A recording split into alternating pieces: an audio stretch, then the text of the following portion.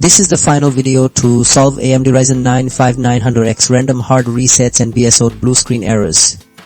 After dealing with random system instability myself and spending days testing different fixes, I eventually identified several methods that actually work, and I'll walk you through them now. The first approach focuses on ensuring your system's core components are communicating correctly, often resolving conflicts that lead to crashes. Another effective strategy involves optimizing power delivery and thermal management, preventing the CPU from overheating or receiving unstable power, which can trigger shutdowns.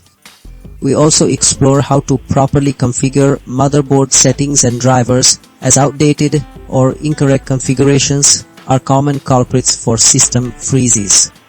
Finally, addressing potential hardware issues through careful testing and verification, like checking your RAM or power supply, often reveals the root cause of persistent instability. These methods directly target the underlying engineering reasons behind your PC's unpredictable behavior, aiming to restore reliable operation.